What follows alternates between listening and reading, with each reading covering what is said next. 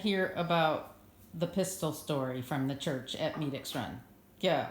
Yeah, well, there was a lady in the church whose husband was an alcoholic, and she was afraid that and he owned this pistol, and she was afraid that he might use it in ways that it shouldn't be used, and maybe shoot her or somebody else. Anyway, once when he was drunk, obviously, and when he was sober, he was fine.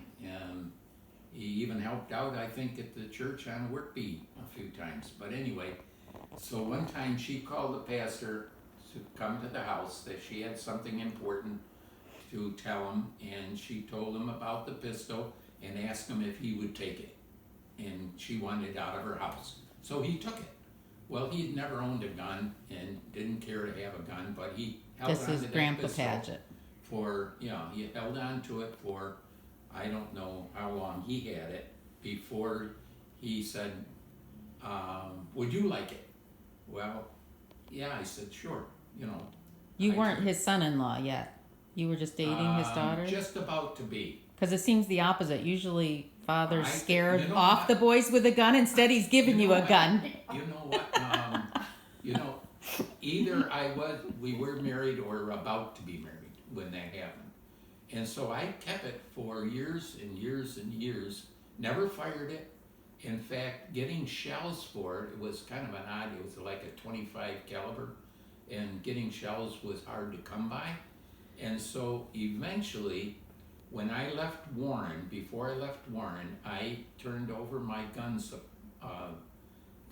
to a fellow in the Warren Wesleyan Church who knew a lot about guns.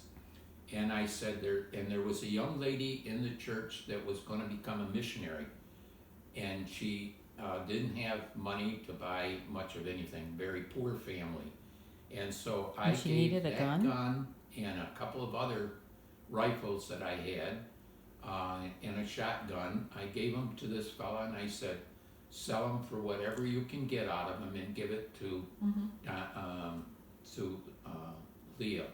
I think her name Oh, was phew. I Leah. thought you were going to say the missionary lady took the pistol. And I said, give the money to her to help her with her expenses. And so that's how I disposed of that pistol at that time. When was that? How many? Well, that would have been when I sold the house in Warren. It was just ahead of selling the place. So you had that All gun? those years. all All those those years, yeah. You carted it. Yeah, everywhere we went, yeah. Did you take it to Haiti with you? Oh, no.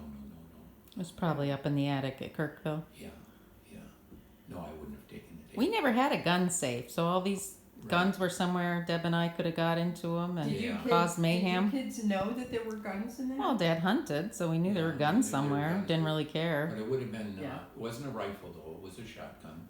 I had two of them, I had a 20 gauge and a 12 gauge. I don't really know the difference. Plus this pistol, which I never fired, I never had any bullets for it, so it never got fired.